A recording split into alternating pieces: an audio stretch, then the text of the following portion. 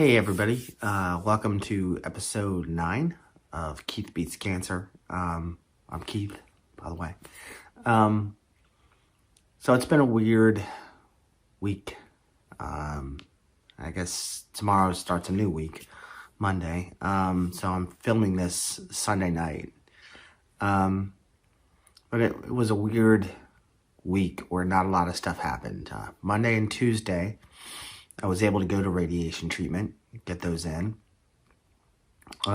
Wednesday started with a call from the radiation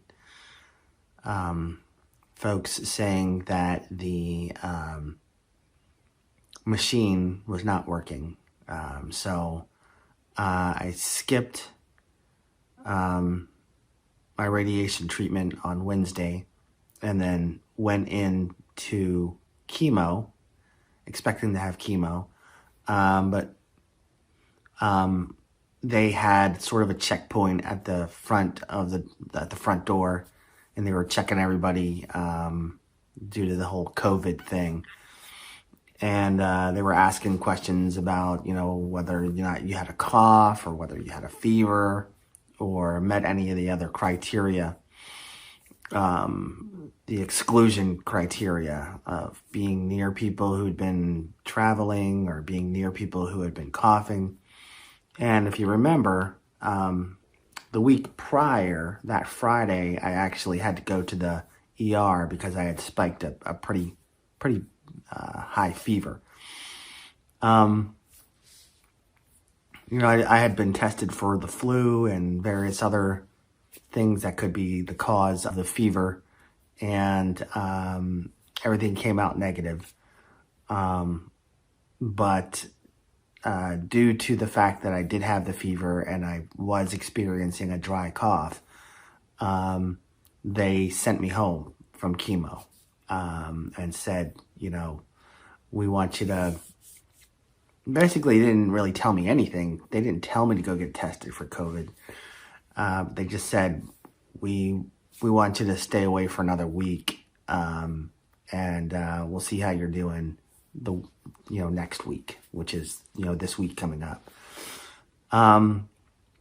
So that was disappointing. I wasn't able to do chemo Wednesday or Thursday. And since I had some extra time on my hands and I met at least 2 of the criteria, I did go, and here in Virginia Beach, they have at our hospital, the nearby hospital, which is right next door to where I get my cancer treatments. They have drive-through testing. So you just, you stay in your car, you drive up, they do what they do. And so since I had some extra time, I decided, you know what, I'm going to go ahead and get tested. So I waited in line, I pulled up, and they asked me some criteria questions, risk assessment or what have you. And, because I met certain criteria, I was able to be tested. I am still waiting the results for the results of that test. That was Wednesday that I got it, and they said it should take 4 or 5 days to get the test back. Now, if they were doing the testing, in the lab over the weekend, then I should have gotten my results today. Wednesday, Thursday, Friday, Saturday, Sunday. So at the earliest, I would have gotten them today. I may get them tomorrow or Tuesday. We'll see, if they were working over the weekend to test the samples. So we'll see. And I'm like 99.999% sure that I don't have COVID. But, it'll be nice to get that validation, hopefully when it comes back, that I don't have it. But I have been extremely cautious. I'm not going out in public, really, aside from, the occasional bike ride or walk the dogs. I am wearing sunscreen, so I'm not getting burnt while I'm outside. And I'm just trying to be smart and just keep myself isolated. One thing I'll tell you is, and I'm sure you can tell my voice is pretty raspy, and it's very, very painful to talk right now. I'm probably this is the worst it's been, and it's probably going to get worse from here in terms of mouth pain and just overall throat pain. We were expecting this, and it has come to be that I'm really having a tough time, talking, and really finding anything that I can tolerate to eat that's not burning my throat, that's not too grainy, to swallow. And in terms of taste, everything I'm eating tastes basically like paste. I can taste hints of things, flavorings here and there. Sweetness is pretty much completely gone at this point. Saltiness is just on the edge of being gone. I had a watermelon icy today from Rita's Italian Ice, and I was able to taste a hint of watermelon, but not the sweetness that goes along with that, if that makes any sense. So really,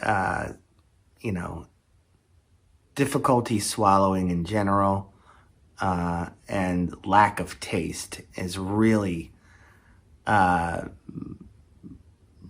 putting a damper on my ability to keep my weight up. And as it is, I've lost probably 21, 22 pounds. I'm under 200 pounds for the first time. It's been probably since my early 40s that I've been above 200, which, I'm 6 foot, so it's not a bad thing that I'm under 200, but I don't want to get too much further down. So that brings up the obvious question of whether or not I'm going to try to get a feeding tube. And I'm not at that point personally where I'm ready to pull that trigger. But I know a decision is coming in the not too distant future where I'm going to have to decide. I'm going to have to decide when or if I get that done. I know there are a lot of smart reasons why I want to get that procedure to install the G tube, whatever they call it.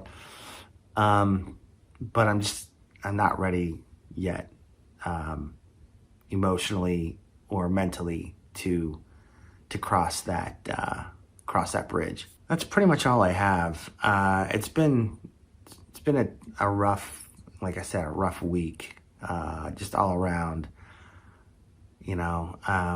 Coming to terms with the bad times that I knew were gonna come with this, and it's really messed with me emotionally, as you can imagine.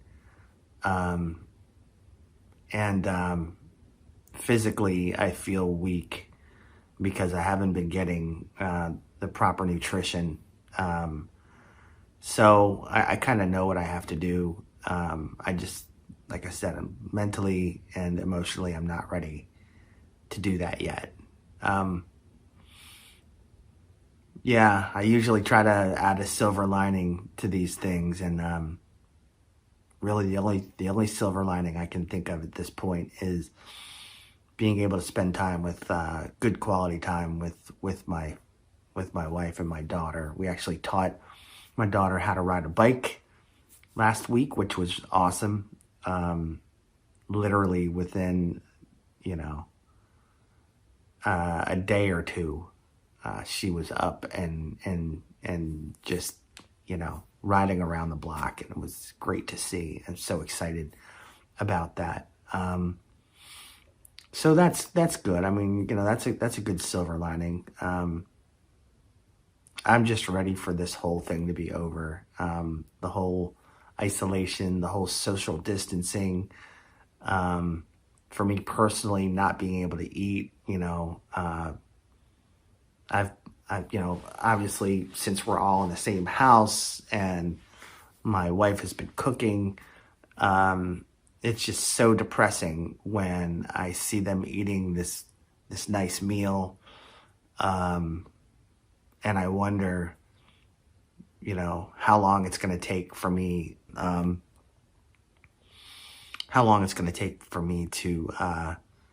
to be back to quote normal, and able to eat, the awesome smelling things that she's making or that she's bringing in.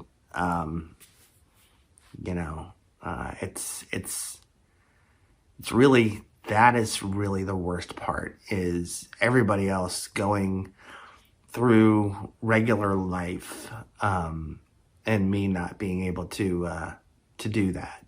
Um, you know, but there'll be a day that, I'll be able to, be back and eat normal food and drink, have a beer, have coffee, and that kind of stuff. So I just put my brain sort of on hold for a little bit, focus on what I need to focus on and the things that I can control, and, take it from there. Um, anyway, thank you very much for tuning in and praying for me and checking in on me. And we'll see you next week. All right? Take care.